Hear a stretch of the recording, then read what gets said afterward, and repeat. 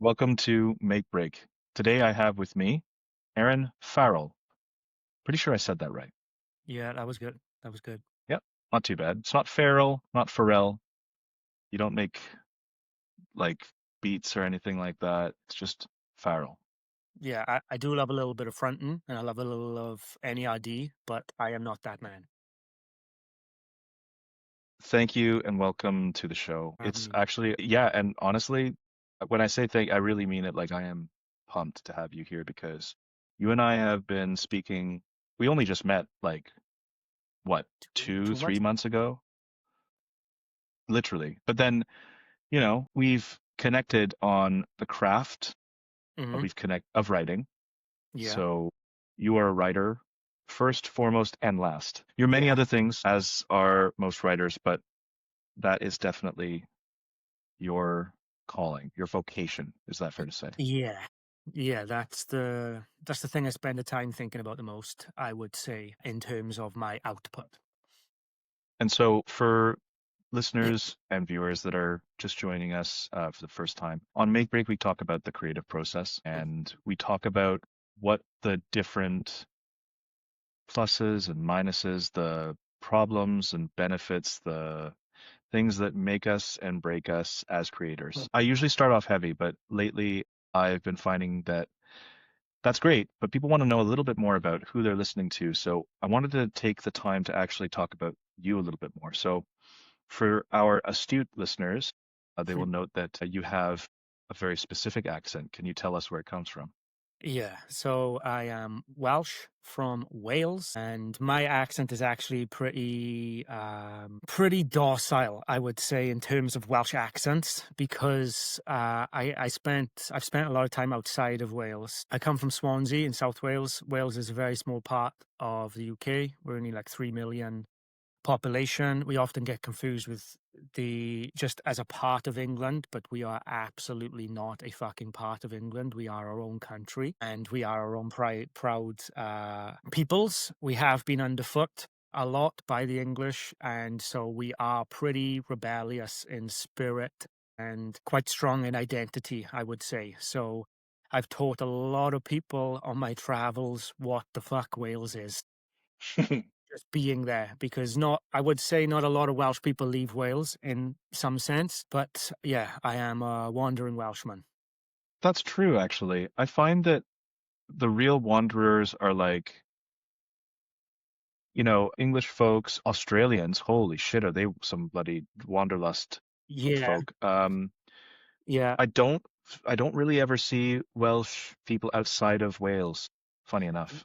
Yeah, I mean, well, Dylan Thomas, who is my countryman and cityman, because he was from Swansea too. He was pretty big in America, in New York. He was traveling over there, and I think that was that was in like the 30s before he died at 39, because he loved the drink and the booze and that kind of lifestyle. You know how it goes. But yeah, he had a lot of radio interviews and whatnot as a poet of character, merit, and I would say identity in himself and of Wales. So I am a second coming of Dylan Thomas in some ways, in that I am the Welsh poet who's trying to go out of Wales and or has been out of Wales to share the words, share the wistfulness, and share the woes of being Welsh, and where every race, peoples, and cultures right now kind of get their dues of maybe not recompense, but people are being identifying. We're having Black History Month, we're having Native and Indigenous People Days. Everything's getting their dues, which is awesome. But I swear to God, as a 3 million population strong Welshman, no one still knows what we are, and we do have our own language.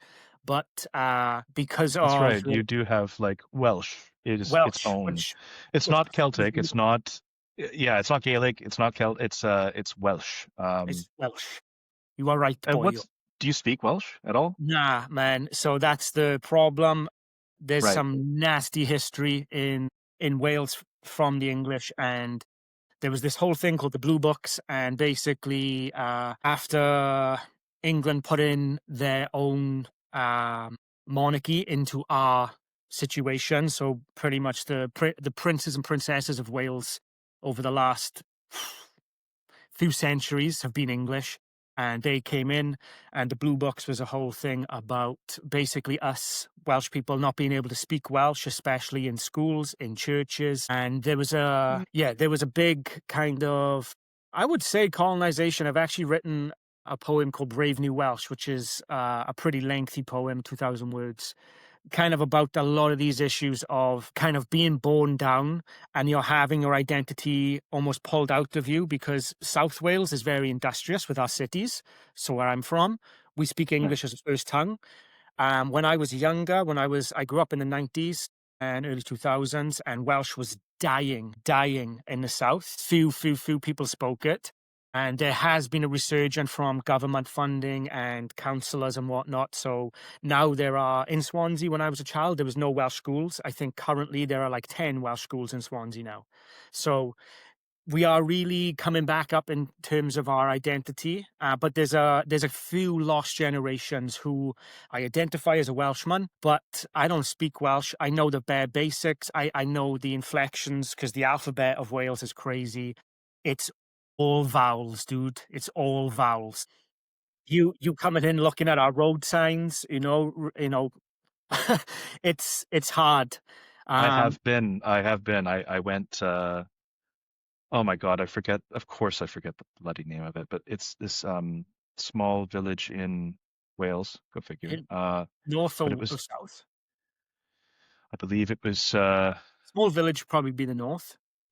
I was going to say it's the northeast is what I was going to mention. It's a Okay. town that's. I think it's.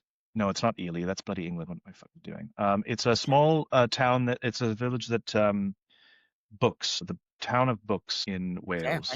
I should know that. Carnarfon? Hay on Wye. Hay Hay on Wye. on Okay. Wye. Oh, the Hay Hay on on, Wye. it's a town. Yeah. It's a town in Wales, or simply Hay, is a Okay. market town and community in Powys, Wales. Powys. Yeah, that's a district, I would say.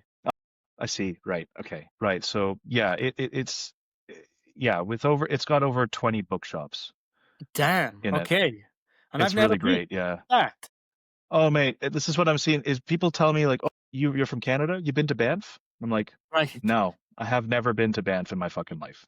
Yeah, I know right. it's really pretty. I know, I get it. It's also like, I uh, used to write film reviews for a band film festival, actually, when I visited North Wales. I used to write and report on it, basically, of the band film festival, and that's what opened me up to like, holy shit, dude, Canada fucking rules. it's such a big country and it's so sparsely populated outside of like if you go Yeah, the hub. above yeah if you go north of like a few hundred kilometers north of the border with America it just the population drops off completely Sounds glorious, with dude.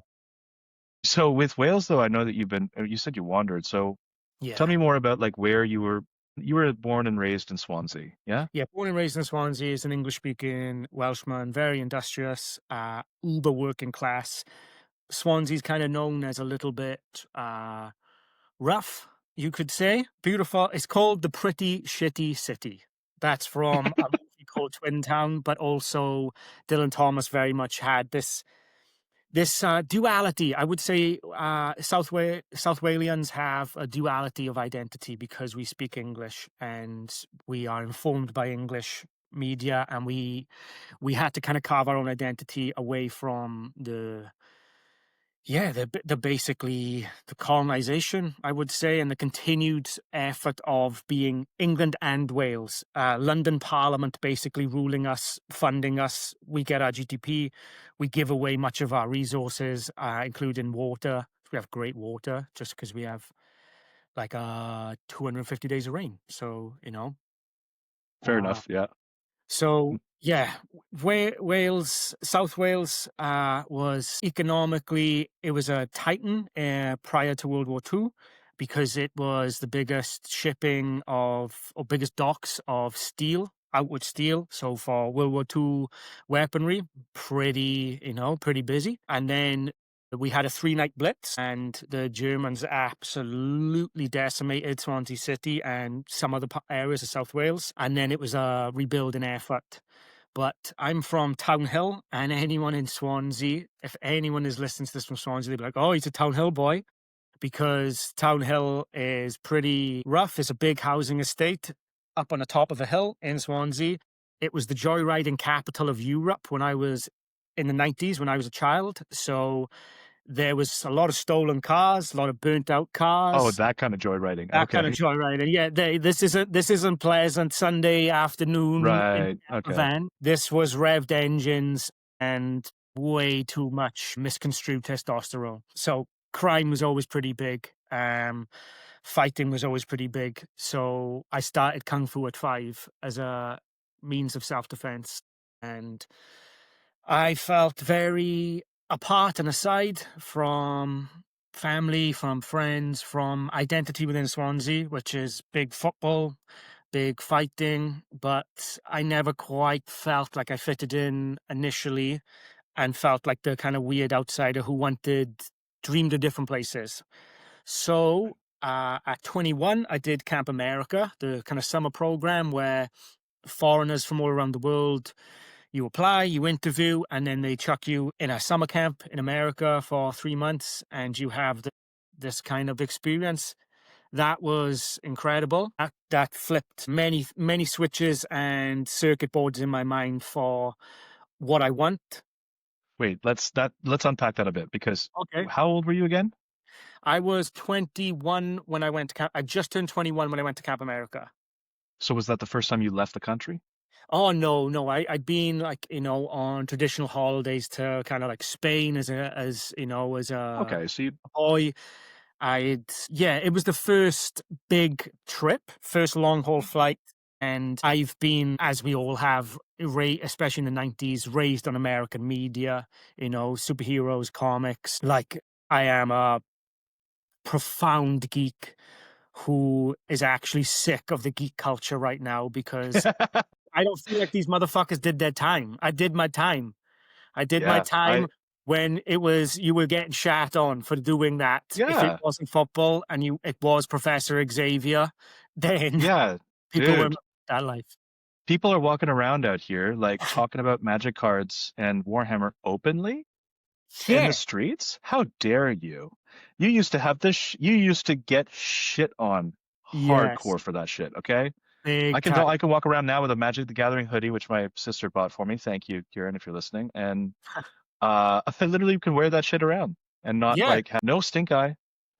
No, but I and like comics, forget it. For before Iron Man, before Yeah. all of that, it was still seen as like I mean, even Spider-Man sort of popularized things. Batman with Tim Tim Burton. Burton was very, very much in a, like they were okay, they were good, but it's not like it's suddenly open season like it was Ah, following Marvel Disney. yeah. So Which sounds kind of gross to me, Marvel Disney still. I still can't yeah, really same. still It's can't basically like understand. yeah, and for good reason because now it's like it's just like a money Oversaturation. machine. Yeah, it's money machine go burr. That's Yeah. all it is. But this is it. It's like it used to be. I don't know. It was really cool for a while when they were like building things, and then Mm. after now following Infinity War Yeah. Endgame type Yeah. era, it's like okay, now we're gonna have like all these different series happening at the same time on Disney Plus. And I'm like, Like, no, nah, I'm not dude. gonna. I'm not watching any of that. I swear to God, I like don't. some of my like storylines with my like Spider-Man, Fantastic Four, Hulk figurines as a kid was better than some of the shit Disney's putting out. It was like Certainly more coherent, I'm sure. definitely more coherent, dude, and so better fucking dialogue. Yeah, well, that's, I mean, don't get me wrong, like some films are like killer for like they got great banter. Yeah, I always class. felt like good banter. It was like Yeah. the number one like requirement because it's the thing that chews Mm, up all the scenery in terms of the exposition. But I want to yes. get back to you in Okay. America for a second. You went to Okay. which part of America? There's 50 states. Which one did you go There's a to? few. So you apply to Camp America, the organization, and then with your skills or whatever you have to offer, they place you. They put you in some sorting machine of sorts, and they place you. So because my kind of first career before I started writing, I was like a youth support worker. So I was working, basically the youth service was big to me as a kid and took me off the streets and let me play like Tony Hawk's Pro Skate on a PlayStation, which I didn't have, like this kind of stuff. That's awesome. And so I went into youth service. I became a youth support worker, teaching assistant, an English teaching assistant, working with basically disadvantaged children specifically because Townhill, Swansea. I worked in the same school I went to. So I left at 16. I left Dylan Thomas Community School at 16, went back at 18 as a teaching assistant. I worked in Townhill Youth Centre where I was as a kid. Kind of worked my way up, became like a youth support worker, working with families and children who were having issues and the child wasn't attending school or college. So I would go to their homes and do this kind of work. So that, Outreach? You'd go to their yeah, homes. yeah. That was me Whoa. at 2020. Yeah, I think I was Swansea's youngest youth worker, possibly the youngest youth worker professional in Wales. When I have a bone, I go at it, son. Like, and I was very, very, very passionate about youth work and putting back into something that put into me, basically. Yeah. So that was my experience, and so they fitted me with a fitting camp, basically. So I was put in New Jersey to Camp Vacamus was the umbrella camp, and then they had a camp underneath it called Camp Top of the Pines in Bear Mountain in New Jersey. So that's where I went, working predominantly with children aged 9 to 16 from the Bronx, Harlem, Brooklyn, Queens. So, I mean, this was like 90% of the children there were Black, deprived, and this was paid for by their school as like a summer system to go, because the array of camps Camp America offer, you have camps for everything: science, maths, Jewish camp, Christian camp, it all goes. And Right. depending where they are on the funding, obviously if you have rich families funding, they have shit like water Whatever they parks want. and stuff, Yeah, of course. whatever's Yeah. going on. Yeah, Camp of Top of the course. Pines, not so well funded, more of a charitable organization. So I went as a sports coordinator because I got my black belt in Kung Fu at 13. So that was a big, What? big achievement. Sorry, you got, wow. So wait, you got a black belt in Kung Fu at 13. Yeah. And I had my third Dan by the time I was 20. But having a black belt meant I could teach. So I was teaching Kung Fu from 13 onwards, and then got a personal training qualification so I could, teach in leisure centers, like gym instruction. Wow. So I was kind of like the PE teacher, let's say, of Camp Top of the Pines, but we had like very little equipment, and we had a lot Yeah. of kids to entertain. So like I just came up with like ad lib. I come up with like ad lib exercises. I'll use like a rock as my weight, or the beach as my gym, or whatever. I've always loved that primal functional fitness outside. So got very creative with games and stuff. And an American football fronted as also a rugby ball. Cones and bibs were sometimes goalposts, sometimes markers, sometimes hide and seek flags. And we had a great time. I stayed in Camp Top of the Pines until they had, I think, 3 shorter trips. That finished, I was there for about 2.5 months. And then I went to New York State, which was where Vacamus was, the parent camp, let's say, which was much bigger, much bigger. And then there I just worked as a general counselor because they already had all they needed, and met people from all around the world, which just opened up my mind, and it really allowed the soul I'd contained for 20 years in Swansea, Wales, and felt like, why can't I just fit in? Why can't I find people who just want to talk about anything and everything? Where's the wishing for more? Where's the like creativity, let's say?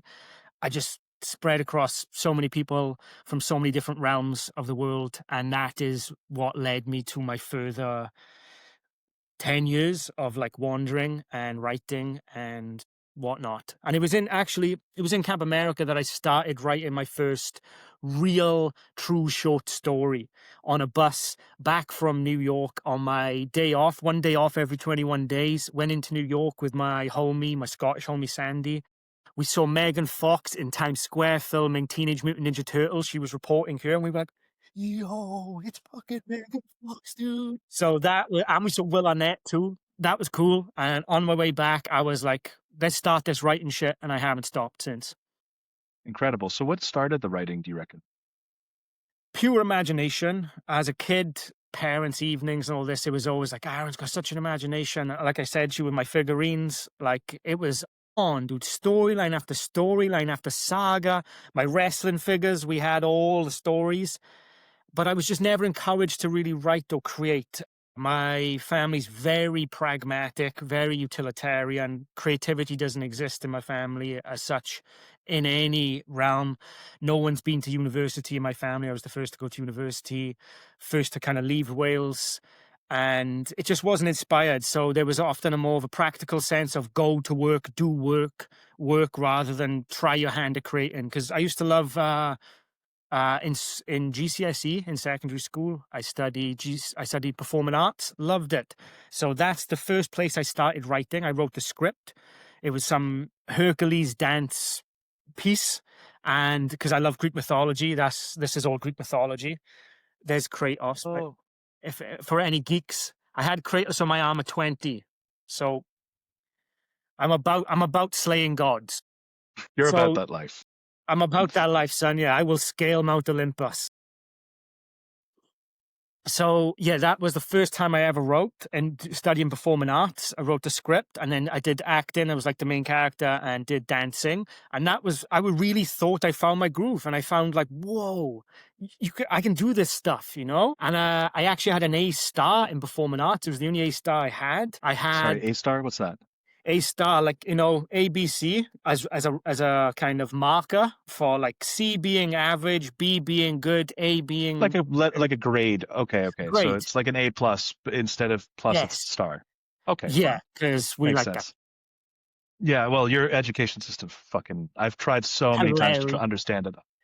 I There's can't. I not much can't. to No, just understand, like dude. It's just basically gaslighting and a historical inaccuracy to historical like, whitewashing. Yeah, a yeah, and like little we bit. did this in World War II, but we didn't do this in the 19th century.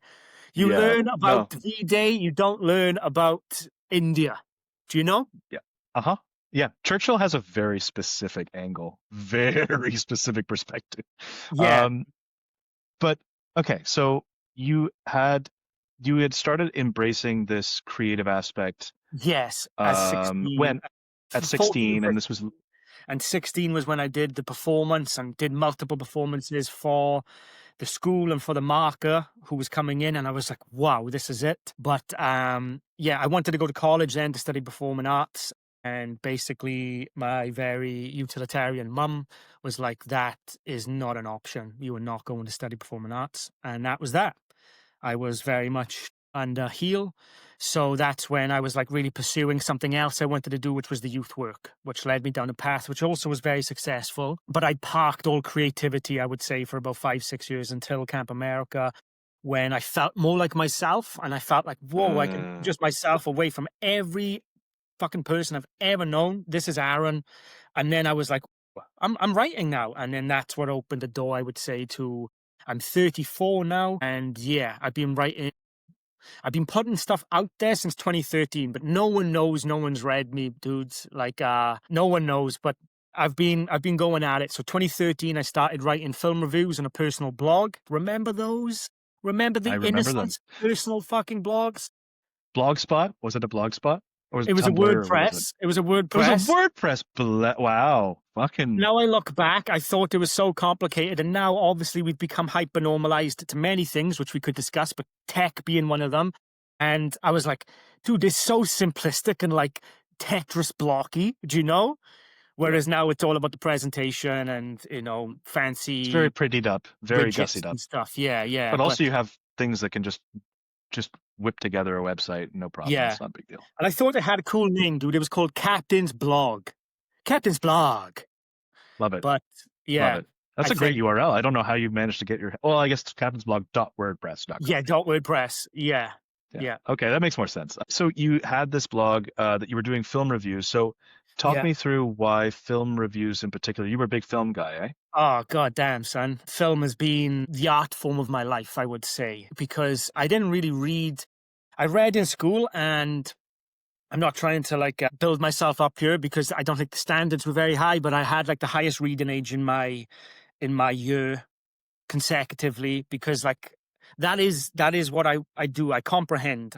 I take something in and then I figure what's going on. So reading was amazing to me, but I only really read in school as a child, whereas I was watching The Terminator at 5 years old, 6 years old, and Alien and whatnot. So with my uncle Paul, who used to have 2 VHSs, and we used to go to Spa, which had a Blockbuster inside. We rent a VHS on a Saturday night. He puts it in, he puts his VHS recorder on, records it onto a blank tape, Hell has a yeah, dude. numbered system of like 001 is Star Trek the motion picture, and then here we go. So I was always surrounded by hundreds of VHSs, and I had an uncle who his love of his life was film. So he babysat me a lot, and film was my school of understanding the world, the school of being the kind of feeling like the outsider weirdo, and then being like, I connect with Sarah Connor. Do you know? Like, Yeah, how the hell? And then just seeing that Americana influence, of, the 90s, catching up on the 80s movies and watching the 90s movies kind of live, let's say, was a pretty good education, dude.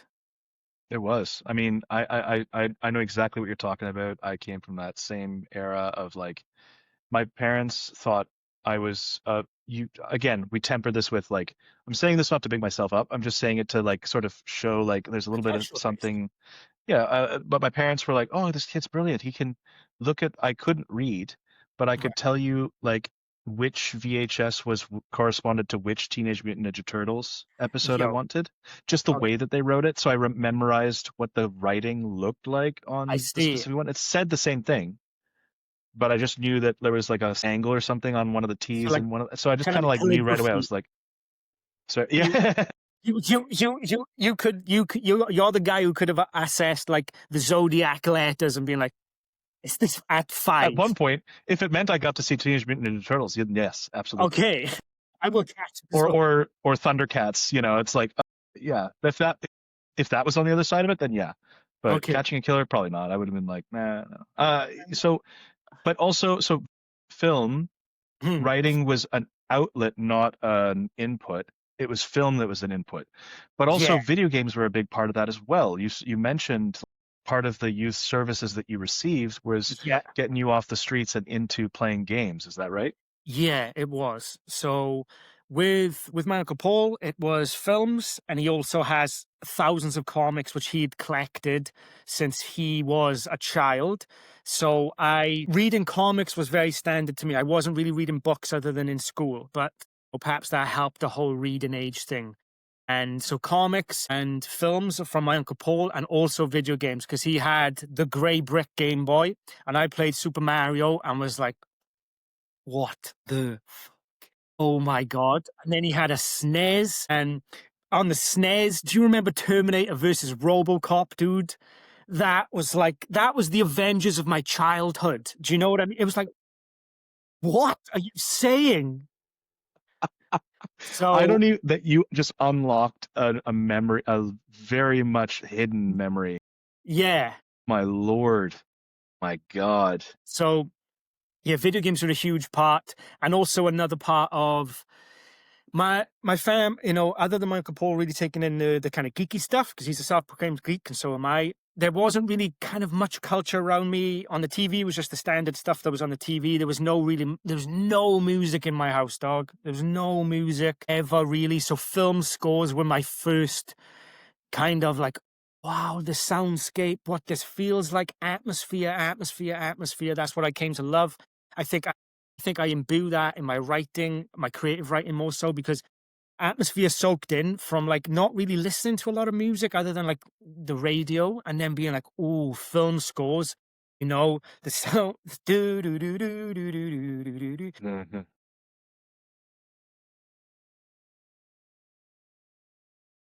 I still use film and video game scores now to. I could have a 5-hour writing session and go through a few bloody lovely film scores or video game It's scores.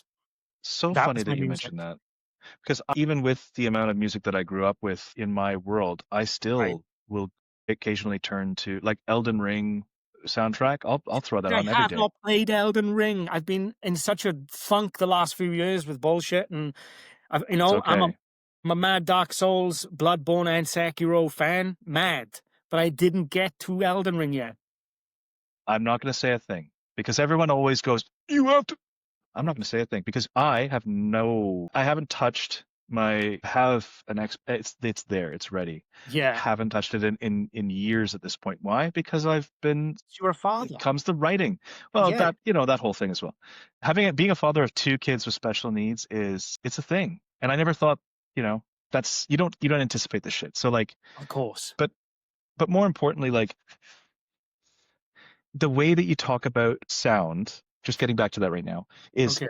so interesting because it's so like it is an accompaniment, yes, but Mm. there's such a strength and power to it that appreciating music for itself is in my mind at least, a pretty separate thing than how music is used when it is part of the package.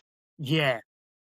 And I think that that's an important I mean, think of how many like some of the best selling albums musically of all time have been soundtracks. Like for example, did you know that The Bodyguard Yeah. by Whitney Houston Yeah. is like one of the best selling albums of all time? Well, I Because don't doubt it, I but I mean, didn't know it. fucking bangers, you know what I Yeah. mean? Like just absolute crushing. Yeah, dude. Or oh man, anyway, so I could get into a whole but let's go back to the main narrative here, okay? Like I'm trying to Okay. keep I us don't think organized. there is one It's tonight. such an I don't think there is one. no, I know, but this is it. I'm trying to keep it so that it's somewhat chronological and sequential, which for you and me, that's We viewers, we need this stuff. ADHD yes. both, and also very explorative, imaginative minds that fling to memories like RoboCop versus Terminator and go like, okay, we're here now. Yeah, exactly. And now I'm like, I've already made a note for myself, like, okay, RoboCop versus Terminator. I want to see if there were any comics of it, and apparently there are. So anyway, Yo, yeah, I know. So, so this okay, you, we need a sidebar. We need a sidebar podcast just for the geek shit. Just well, no, just I'm putting it all out. It's all happening here. We're just that. gonna eventually create a sub, like there'll be certain episodes that'll be like, okay, this one's the RoboCop episode. Yeah. This Okay. one's the Schwarzenegger episide. Oh, dude. Okay, so 2013, you start a blog. How Yeah. old are you at that point? 20, yeah, still 21. I was Okay, 21 in May 2013, and I left the 1st of June 2013 for camp. So I was like of legal drinking age, which was nice, but some of my homies I made there weren't. But I'm not a big drinker, never have been. I okay, became a big smoker, but that's later on in the timeline. right. Uh But yeah, I was still 21, writing this blog of films, and just kind of, as any writer does, feeling myself out. And I started writing ideas down. Then I started writing observations down because I'm very, very self-aware, but I'm also very aware of the world around me, sensory-wise, always have been. So hearing conversations, and I just started to create little stories for myself, which no one's ever seen. I was like, I can be... Still, that pragmatism was imbued inside of like, if I write film reviews, that can lead to a job which will pay me eventually. Fucking Uh, 13 years later, nah. But that was the aim. And I was just writing stuff for myself, little stories and whatnot, to see if I could. And I could. And I enjoyed it. And I would say I started reading books. I started having at least 1 to 3 books on the go from around about the age of 18, 19. That's when I started really picking up books and just ingesting literature across many realms, high and low, far and wide, ancient and modern. And I've always had at least, I'd say, 2 books going since. yeah. So I've read a lot of books, dude. I think for me, life experience and reading experience is what can combine into giving a voluble voice to a writer, in which many might say, I don't know what to write about. How do you start the blank page? Da, da, da, da. I've never struggled with that, dude. I've just always been a light. My brain is gasoline and a light. And I think because I take in real life and I take in like many fantastical lives, it just keeps the thing churning. That is that's such a great point that you raise because for writers or even aspiring writers, especially actually, you can't. I used to get told like quite a lot, like you can't be a fiction writer and not read fiction. And I used to like scoff at that. I read a lot of nonfiction as a result of being in university, and Right. I also read a lot of fiction being in university. English was my minor, so history being my major. So Okay. Okay. super useful degrees. Yeah. Anyway, The humanities it's paid fine. off, It's dude, right? yeah. It's, Well, it's funny because you keep playing you keep playing in your lane, and eventually the rest of the world will match up with you. But I'm kind of right now hoping with 13 stuff, that which we'll probably get onto later, that's it's me yeah. believing that all of this staying in the lane is actually the building it and they will come. Yeah, and that's it is like and also it's its own reward. And I think that that's the biggest thing as a writer is so the first point I was going to make was that with writing, it comes down to you need to read Yeah. primarily and people don't I think understand that or they hear it and they don't really process that. And it's like for the longest time I wouldn't read fiction, which is such a except for graphic novels.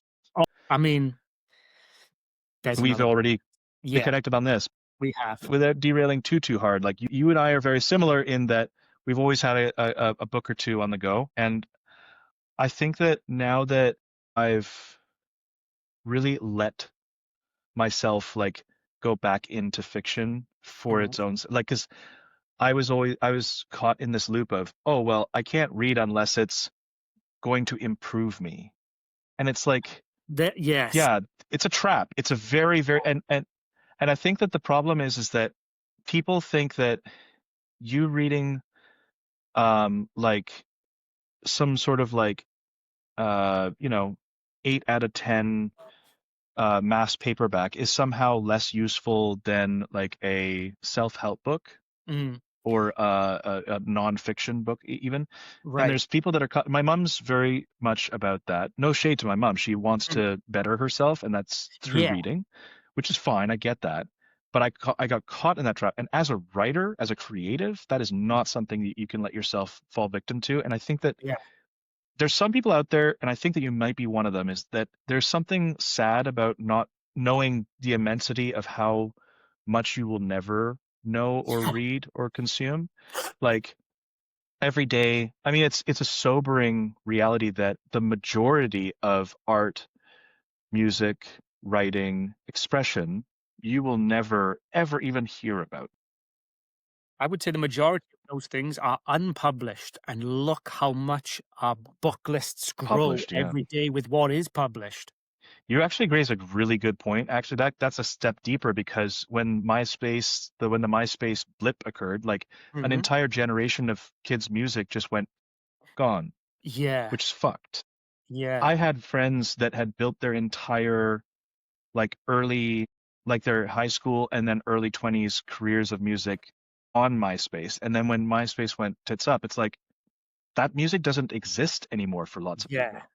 It's Yeah. lost media, which to us is unfathomable. Being from a certain era now where it's like, what do you mean I can't access it? What it's not on this platform? Why would it be on that platform? Like why are you making it hard? And it's like, let me But tell you something. me and you, our generation as such, do have a metering of appreciating that that was a long step from the kind of, Yep. from tapes to CDs to those kind of tampon MP3s. Do you remember? And you'd have to, Yes, I uh, do.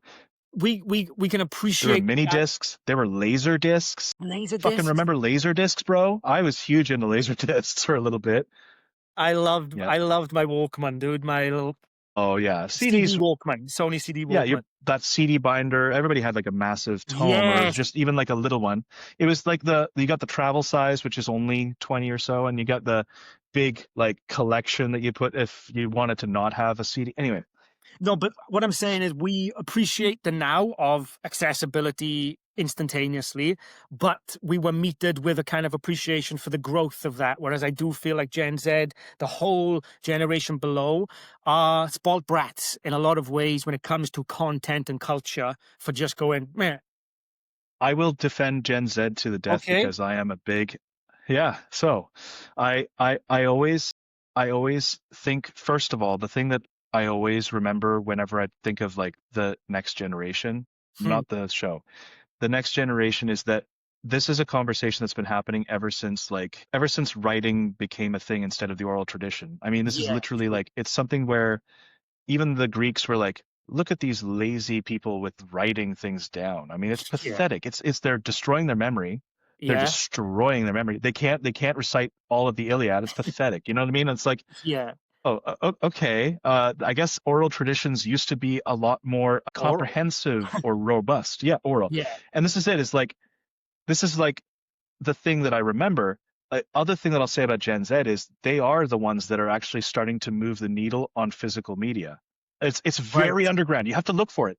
But Okay. there are Gen Z kids. They're adults for Yeah, fuck's sake. But anyway, Gen Z is like this is why the 90s have had this huge revival of like 90s yeah. fashion, 90s media, 90s clothing. So part of that is like these really cool, unusual CD players. Mm, There's like a resurgence of relying on tapes and CDs, yeah. uh, and also DVDs. Like I know I have many friends who I have one friend who has like a Criterion collection. Yo. I don't.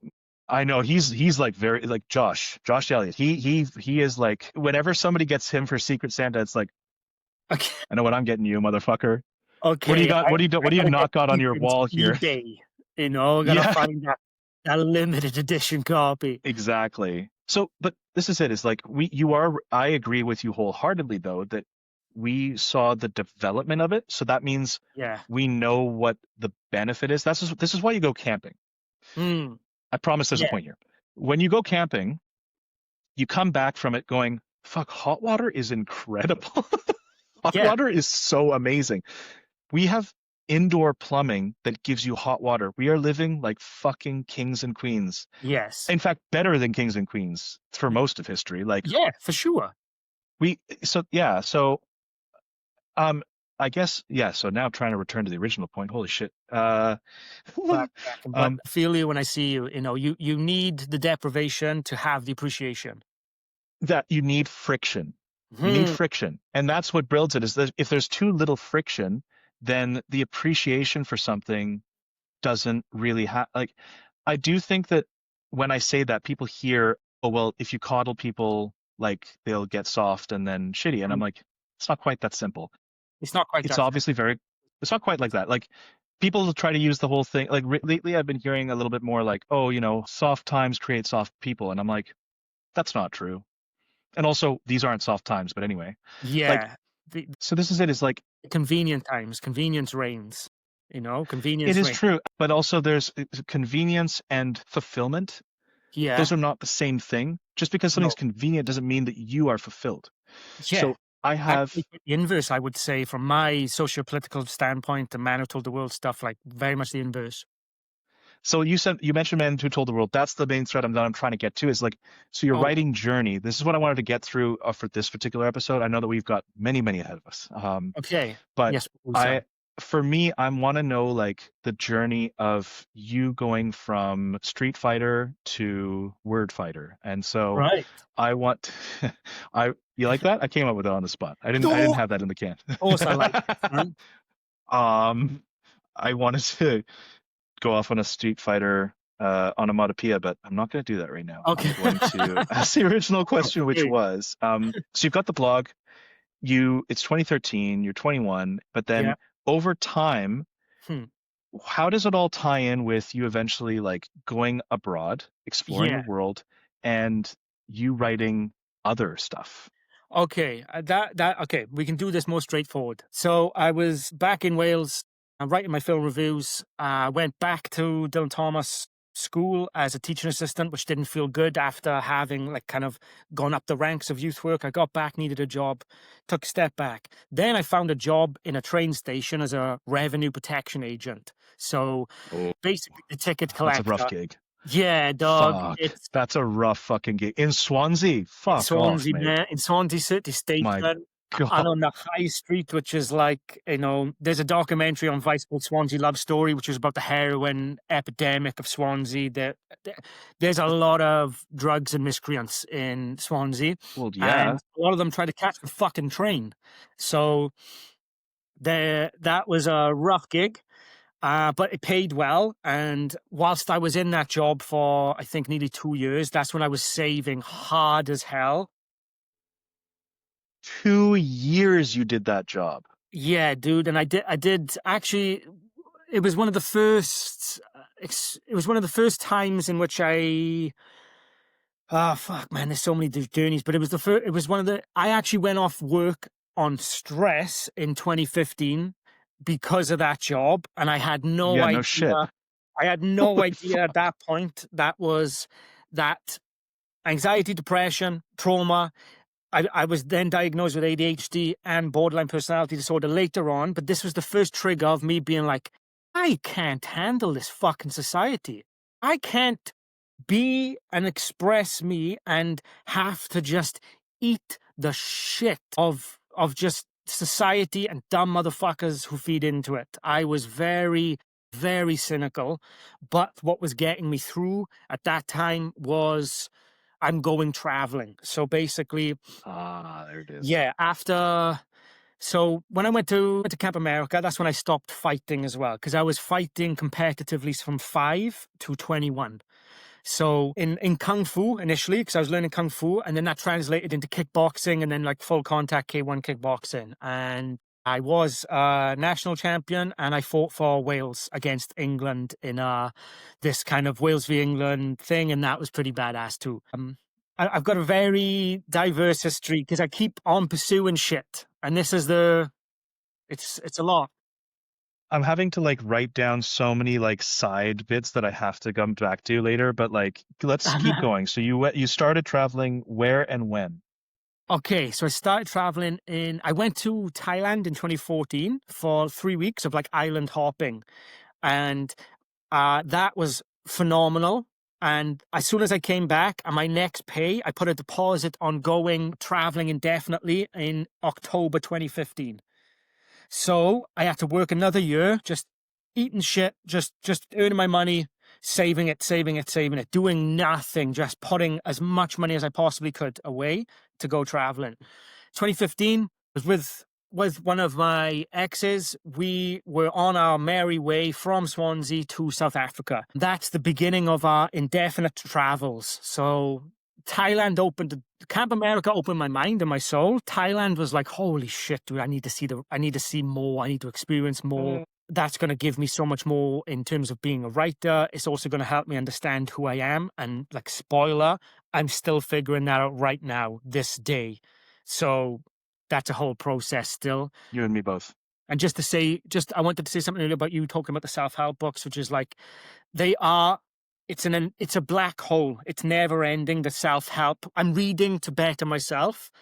I think until you can actually go, I will help myself now. I've read enough self-help. I want to help myself in what I've read rather than and I've been trapped in the cycle of, I need more. Oh my God, maybe this was the thing that will help me. Maybe this is the thing. And I was very much searching for that in life, I would say, 2013, 14, 15. I still So, am, to be honest with you. I still yeah, do it. and I I, still do it. I still think about like systems and processes and hmm, AI assistants and all this other shit, but it's all just, you're right. It is window dressing for a thing that is an internal commitment. And yeah, if you don't have that internal commitment, then what are we even talking about here? Like, exactly. And yeah, I love a quote by Miyamoto Musashi is one of my favorite men who ever lived as a warrior monk, and I see myself as a modern day warrior monk in some ways. He wrote the book on it, literally in the Book of Five Rings in Tokodo. And one quote he has is that which I think is very pertinent to our age right now, I am going to skewer this. It's not verbatim, but there is nothing outside of yourself that will help you become stronger, smarter, more disciplined, more free. It is about that internal journey and battle, you know? So for all we take in, and we're in a culture now of input, it's still finding the right piece of input which can allow you to then go, let me try again. And I think that's where I am, excuse me, in my life right now. So in 2015, oh, go on, sorry.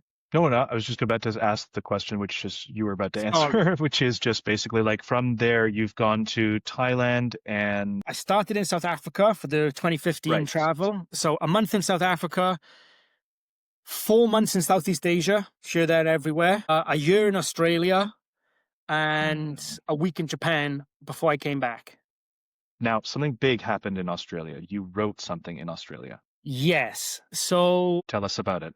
okay, man. So I started a new blog to go traveling, The Wandering Wanderer, WordPress again. That was me just thoughts, feelings, processes, some poetry. That was really me going, what can I do? You know, that followed me around. I actually started writing for a site called Adventure in You, doing a few like travel reviews, let's say, of like experiences. And then once I got to Australia, having had a crazy kind of 6 months of just life every day, you know, having just read Don Quixote for the first time, which I often quote as my favorite novel, just kind of caught up on like, I'm just living that Don Quixote lifestyle now. I am that, like, I'm this romantic knight who's trying to hold up chivalry in the modern day by going my own way and trying to be my own superhero, because I see Don Quixote as the first superhero story, to be quite honest. Other than mythology, I would say novel, written, self-aware, which is still crazy how self-aware that book is. He was the Oh, first superhero, saw himself as a superhero, I believe. So that very much fed interesting. into me a lot.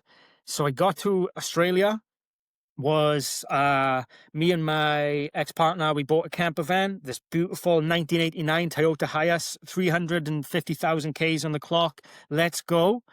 Um, I'd kind of run out of money by then. I knew that I was volunteering in South Africa in a game reserve. Southeast Asia was let's fucking go. Let's just go around. And then Australia was always going to be working on farms for money.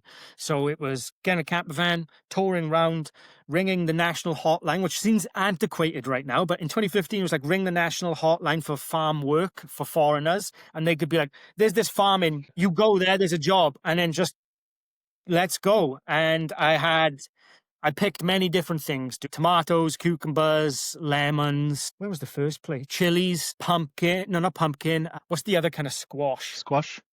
Yeah, maybe it was just squash. I can't Might be just remember. squash, yeah. But a Yeah. lot of that. So I was just having experience. Living inside a camper van was amazing. That was my first and last home I'll ever be able to afford, probably. So that was cool. Welcome to the modern era. You'll Yeah, own nothing yeah, and you'll be happy. Yeah. yeah. Yeah. Well, we'll get to that. We'll get to the skewering of modern day society Yeah, I'm eventually, sure but we will, brother. But whilst in the camper van, I was writing my travel journal, I was writing my blog, and then I was really starting to formulate. I was really starting a new novel. I had started a different novel called A Toy and His Boy, which was about children androids, which is very particular right now after Alien Earth. If you've seen Alien Earth, which was real fucking good. Noah Hawley, yeah. praise you. Okay. All right. Yeah, do it. All right. I was writing my first project, I thought, which was very fitting because I'm a sci-fi geek, that like A Toy and His Boy was this cyberpunk dream, you know. I'd read Do Androids Dream of Electric Sheep, Blade Runner is like one of my favorite movies, Mhm. so on and so forth. But then in the traveling, I was like, nah, that's too big, because I was creating fucking religions, gangs, all of this. And that A Toy and His Boy is still, it's never been complete. It's been worked on different periods. But I went on to go, I want to use the writing as a basis for this. And I was just reading On the Road. I was reading Fear and Loathing in Las Vegas. So I was just like, the road trip aspect was like, I can capture something here. So I started writing a novel in my camper van on beach benches after a surf. And I didn't know, it was initially going to be called Worked to Death, which I wanted to combine basically, let's say, on the road style transient journeys of the spirit and the finding oneself into the wild, that kind of relinquishing society for like living it your own way. Fear and Loathing in Las Vegas for the having like bongs made out of mayonnaise bottles, and then combining that with like the more thriller pulpy aspect, which is very much informs me also. So I was reading like Thomas Harris novels at that time, Red Dragon, Silence of the Lambs, and I wanted to kind of combine these kind of things. And so my last 3 months in Australia, I had quit the farms because there was a lot of bullshit and bureaucracy and meanness, which features in the novel. I settled in Byron Bay for 3 months. Was living in like this little shed thing on a farm where I worked 1 day a week, and I got to live there for the rest. It's called woofing. Um, that's where I really started writing my novel. I had a friend who was a landscaper, so I started doing landscaping jobs with him, and then became like, for 3 months, just my own little landscaper, just driving around and pulling weeds and fucking cutting fences and fixing roofs and stuff like this. Just doing whatever I could basically to earn some cash. Whilst any time I had was either be writing in like the garden or go into Byron Bay Library, and big shout out to Byron Bay Library. I wrote the most of what was Worked to Death, which has now become my first novel, The Lost and Found, in Byron Bay Library. Days off and times off. And I would say, other than getting a black belt, finishing that first draft of that first novel, which pertained to this last 18 months of crazy lived life, was fierce, dude. I just felt like I had like just a fire inside me, which I was outputting, but then it was like, it's now its own bonfire. What the hell? It's external now. So that was Yeah. beautiful. And yeah, What did it that's end how up I being wrote. called? So it's That's called how The you Lost wrote and Found. The Lost and Found. Yeah. The Lost and Found is the one that is now available and has been, and you were self-published on that one, yes? I self-published that in 2020 during the soft apocalypse because I had time off work and university. So that's when I had been editing it every year. Basically, I came back from traveling in 2017, February, was going to go to uni to get my degree. I wanted to go to uni as a mature student, get a degree in writing so I could go back to Australia and live in Australia, because that was my happy place in Yeah. 1,000 different ways. And so I was going to North Wales to study in Bangor University. That wasn't until September. So I got a job in Zip World, which is like a zip lining. Have you seen the zip lining episode of South Park? South Park, yeah, that's exactly that. That's what I was living, dog. That's what I was living as an enthusiastic adventure instructor. But it was a great job, dude. It was a great job. Yeah. I've done a lot of different jobs, retail assistant, like call center, all of this, many different jobs. And You've had to make do, and that was one of the better ones. that was I was like up a mountain sending people down a 1 mile long zip wire, the fastest in the world. It was pretty dope. So I was doing that until uni started in September. Then I continued doing that and was in uni, and I really wanted to give my best in uni, and kind of anything I do, I want to give my all, and I want to put a lot into it, So I was reading all the books, doing all the assignments, attending every class, and working at the same time, and doing a lot of my own personal writing.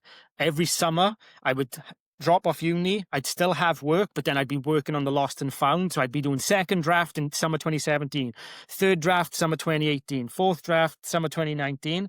2020 was when I was like, let's fucking finish this thing. That's just, I am a bit of a perfectionist. So I think maybe the drafts were a bit much in some ways, that I was just like, this is not ready. I don't know if this is a book yet. I don't know. And it was a book.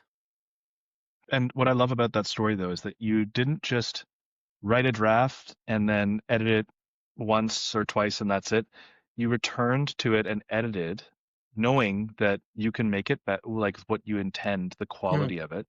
I think that's another trait that is missing from a lot of folks these days. But yeah, first thought, best I think thought. and that's just an amazing place to actually cap off the episode, because Okay. with the release of that book, that kind of sets up perfectly like the next time that we get together, because we got lots more to talk about. We'll get back to all sorts.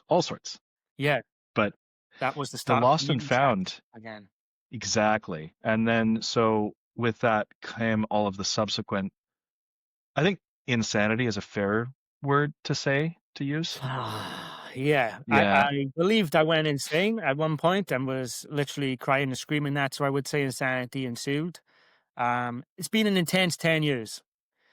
From 2015 to 2025. I'd say even for you, given what we've chatted about, like even just the past year has been just grueling and brutal, at times miserable, but mate, you just keep on showing up, don't you? And I love that. That's the thing is, as a creative, if you can do that, I mean, Yeah, as a human as well, yeah, but as a yeah, creative, if you can just keep, if you can take that Captain America thing of, I can do this all day, like that attitude of, yeah. yeah, go ahead, go on, give it, I don't care, I'll do it. Keep it fucking coming, That's man. the thing that Yeah. matters the most. And yeah, that's again, Musashi, no one thing to know 10,000 things. I believe martial arts is my one thing in which imbues me across everything else I want and try to do, from skateboarding to writing, let's say. Do you know that discipline, that understanding of I keep going, yes I can. Okay, the gum shield's bloody, let's keep going, you know, the knuckles hurt, let's Mm. keep going. The horse stance sucks, let's keep hold of it, you know, and yeah, the kung fu and martial arts as a concept are my one thing to know 10,000 things in this world, and so I've kept that discipline. You know, you don't learn a kata from doing it once. Do you know what I mean? That is just repetition, repetition, repetition, and the same for like Muscle any memory. yeah, muscle memory. And then I think that's also locked into the mental creative aspect, let's say, of I just got to keep on writing even though I know no one's reading until V. I So mean, it's interesting that your journey with V13 already, you've already looped in once, you've already intersected once, yeah, and then there's the inverse of that. But then, of course, it comes back together. There's these vertices where paths meet. This time around, you and I have, because you and I were operating in parallel circles. yeah, So now that we've met, there's a lot more, there's, I think, a kindred understanding yeah. and sight of And the I type thank of you for that. shared. I thank you for that. Yeah, I and think I likewise, needed that likewise. at Honestly, this that's why we're stage in my doing life. this. And you gave me a kindred understanding and a kindred spirit and a camaraderie, which I absolutely have needed, wanted, and desired from this kind of self-exiled, excommunicado from everything lifestyle I've been living the last few years. So I am Same, mate. truly Honestly, grateful to you, man. I'm truly grateful to you and likewise. who you are. I really mean it. Likewise, and it's not said lightly. I mean, most people listening to this are going to be like, "Okay, you guys know each other. What? Why? Why?" And it's like, "You guys like RoboCop? What's the kindred?" I think we'll get more into what we see and understand later on. But as time Yeah, goes on, I want to just like, this is going to be more of these. This is more of the background episode yeah, for you. Yeah. Then we can like actually have like some of the larger talks, if you will. yeah. I think if you're asking my history, I have to say it and get it out because it is multitudinal in terms, and I didn't necessarily mean it to be that way, but there's just been Mate, winding path. you ask me about anything, it's going to branch off, and no Yeah, one person can. I mean, if you have that, great, but I don't. You and I don't have that, so nah, and we've lived in different places, and that always breeds, you know, a different version of yourself, a different version of understanding the world, a different version of seeing the world, and so yeah, that's definitely, I think, one of our connection points, but also one of the talking points of, you know, who we are in this world as men who are continually trying to figure out what we mean to ourselves and others, including our families. exactly. So in signing off, I want to let direct any listeners to, if you want to get a copy of the Lost and Found, that can be purchased on Amazon. Is it available in paperback as well? Yeah, paperback and Kindle, but I Yep. don't think anyone's bought it for a couple of years now because I've been off That's okay. every, That's been off okay. everywhere. Don't worry about it. And if anybody wants to follow you on socials, they can't. Go fuck yourself. Yeah, I am the analog man in the digital world. I do have an Instagram. I just haven't been on it for about 3 years. I was dipping in and out. That was the old traveling Instagram, so that does have old photos from like 2015. But when I lived in Barcelona, I kind of went back on it again for Bukowskian ways, let's say, in a modern way. And uh, yeah, I've been off social media on and off since it started, basically. But I've been off for about 3 years now, and I like it. I Yeah, like I you're like every time probably it looks, man, healthier. you know? Thank you. That's precisely it. I've traded all of my time on socials for reading, and I've been crushing. It's feeding into you. It's not taking from you, you know? Yeah, yeah, exactly. I know. Yeah, there's something about that. Yeah, when it comes to other forms of your writing, like I don't know that those WordPresses are still up, are they? Yeah, they are, man, because I am like a digital mess too. Like I've forgotten passwords for shit and like There's a lot of Aaron Farrell stuff around. I need a new website, which I want to speak to you about, because I did have an author website which I've taken down to reorganize, but I'm pretty shit, dude. Like I can spell like boobs on a calculator, and that's like my tech skills, you know. Like That's all you need, I'm not actually. equipped for So this. turns out, Even Word, you know, like even Word, I'm like still figuring Word out after using it for 20 years. You know, like, it's still that's shit. Like fine. You I don't can need to. underline what? So I'm not tech savvy, but yeah, there is Captain's blog is out there somewhere. I'm sure if you Google search it. The Wandering Wanderer is out there. And I have grown as a writer. These are very full of young man energy, you know? Yeah, I'd say that there's the more recent stuff is on V13 actually. Yes, Is it that right? is. Is that fair to That's say? that's right. So yeah, in 2020, I started writing for V13 after speaking to Captain O'Captain in Christopher Gonda, and Yep. was like, "Holy shit! Someone actually likes the voice I have," which I would say is cultivated into violent expression. I call my kind of it's Hunter S. Thompson gonzo journalism for the new age and through a Welsh mouth. That's it. So And it's an amazing series, and it is certainly someone who is. It's the voice of someone who was going through the most insane of times with with an unabashed sense of, yeah, network levels of like, I'm mad as hell and I'm not going to take it anymore, like you were you saying the other day. fucking got it, dude. That's Yeah, pretty much Aaron Farrell. Yeah, that's it. But yeah, I have film reviews on different websites too. But when can we yeah, say that's anything about true. what's coming up with V13, just so we can kind of 100%. I think it would be great to mention to people just in signing off, like, okay. what's the one thing you would say in terms of like, I know that we've said where there are going to be further episodes, you and me, but in terms of what's happening with V13, there is a book that you have written that is currently being developed, shall we Yeah, say, yeah. and it is called, The Man Who Told the World. So a play on Bowie's Man Who Sold the World and Cobain's and Midge Ure's. But this is a series of socio-political essays, I would say, similar to Thompson's Generation of Swine and similar to Bukowski's Notes of a Dirty Old Man. Um, I wrote it in 2022 whilst living in modern day Babylon, hedonism, and herpes everywhere in Barcelona. I wrote it's 10 chapters of what the fuck are we doing? I am mad as hell. I'm not going to take this anymore of our realm, our world, and just what's going on from someone who has tried to figure out his internal world, has tried to figure out the external world, and has just tried to make some fucking comprehension of it. And I'm at a loss. So, The Man Who Told the World, it had a brief publication, which is gone now. It's not available anywhere.